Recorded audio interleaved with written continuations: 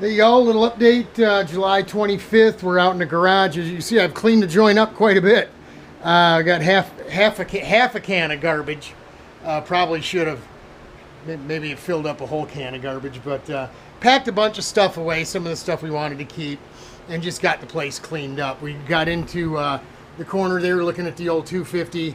Got a little John Boy over at Larry's trying to get the VIN number off the chassis for me so we can look at parts and pieces for it. After we just got this bit of it cleaned up, guys. We got a whole big old mess over there that needs to get straightened up yet too. That's for another day. Wanted to mess around. Rich came over and welded my the front wheels that were on this car together. If you've seen those old videos, we've bought 4 wheels. These aren't the ones. I'm going to use this as an illustration. And literally cut them apart right on the weld, and remove the halves from each wheel. And the reason we had to buy 4 is because they didn't come in the right configuration. So we had to buy one set of wheels that had the proper back spacing, and then one set of wheels that had the front spacing, and put those together. And what we ended up doing was, as you can see, Rich has welded up the old valve core hole, or valve stem hole, and these were the wheels that were the leftover pieces. All right, this is the wheel that we run on the front of the car right now. You see, it's a little bit deeper on this side, 1 5/8 inch, 1 5/8 on each back space. So the back spacing is the same on these, but the front is a little wider. Actually, you really can't hardly tell, can you? Huh? You see it? You see the difference? It's here. There's a 1/2 inch difference. This is a 1/2 inch wider than this one. So these are the tires that were on these fronts. They were actually silicone together, and then we had the big O-rings inside, just like you do with the old 2-piece wheels, right? And they held air and everything was good. The only problem is there's only the 3 bolts that hold it to the hub. So as soon as you unbolted it from the hub, even with no air in it, yeah, the wheels popped apart. So we've got Rich we had him weld these together first to see if it would work. It worked. So we got our welder tuned up and in tune, and he welded these all up. So this is what they look like diameter wise. 1/2 inch narrower wheel here than here. 460 tire, 10.5 high, 6 inch bead, right? On a literally 4 5/8 wide wheel. So 4 5/8 tire, 625 is 5/8. So straight up, right?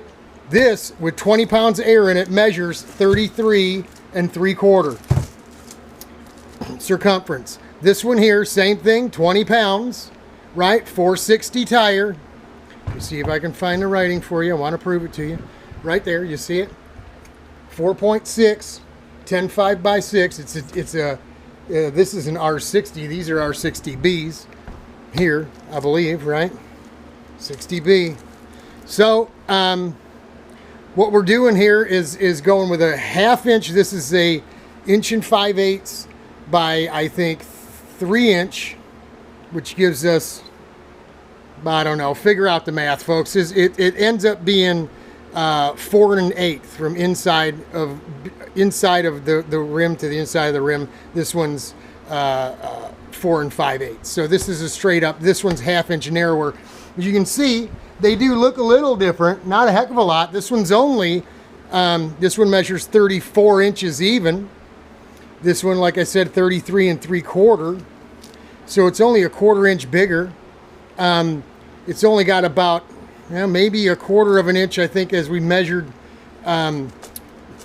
tread difference as well. This one's only about a 1/4 inch wider. So why am I doing this? Well, these were the leftover pieces of the 2 wheels from the 2 wheels that we couldn't use of the 4 when we made them. So I figured we'll put them together. We'll put a tire on it, see what it looks like, right? And right now it looks okay. So what we're going to do, the testing kind of guy that I am, we'll balance them and mount them up, and we'll test. We'll test them either at Gingerman or maybe Blackhawk. I know, I swore I'd never take a go-kart back there again, didn't I? but I'll get to that in a minute. So that's what we're doing with no air pressure in them at all, with no cores in the valve stems. There you can see there is a slight difference, just a little bit.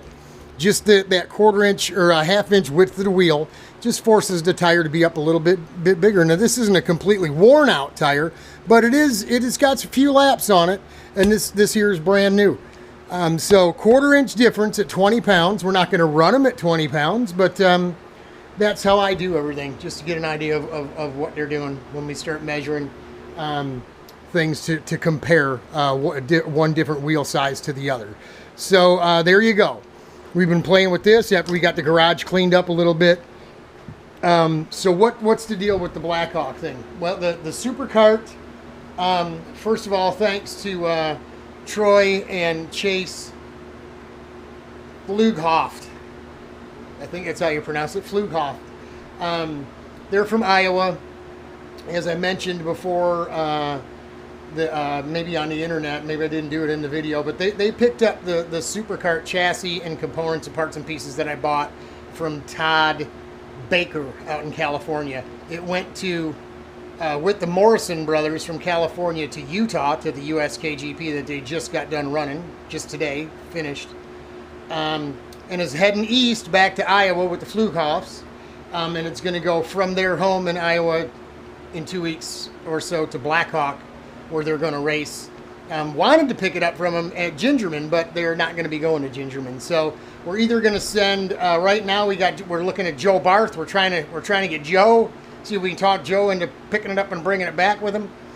He's got a CIK cart and I think a 6x12 trailer. He's got a big enough trailer to bring it back. If he doesn't want to, I get it. It's no big deal. We'll just gas up the truck and we'll go get it ourselves, man. I'll drive over there and go get it myself. I started to think, well, if I'm going to go all the way over there, man, I should probably take a go-kart. I could actually get that other motor, the RV-XX, on here with the RV-XX pipe that's already cut and fit. Wouldn't get the 175 pipe on it, but I could get the stock standard pipe that goes on it on here without an issue, and get this thing ready. We're gonna skip the kingpins. Thank God I didn't take it all apart, right? And we can just put some, load up some wheels, tires, and stuff, and grab some, grab a 5 of fuel, and head over there. Or we can do what we should be doing, is get over there. I could probably still do this as well. Get the trailer painted. I really don't want to take the trailer back to the track until it's painted and clear coated and matching the truck with the orange letters and the whole 9 yards. That's what I want. And we're this close to getting it done, so we should probably just do that. There is a chance, if we really bust and the weather plate works out right and everything falls into place and there's no problems at all, we could get the trailer done. Maybe barring the side door, maybe not do the side door, but get everything painted. The side door is going to be like the back doors are anyway, that raw aluminum when it's done, so it doesn't need to get painted.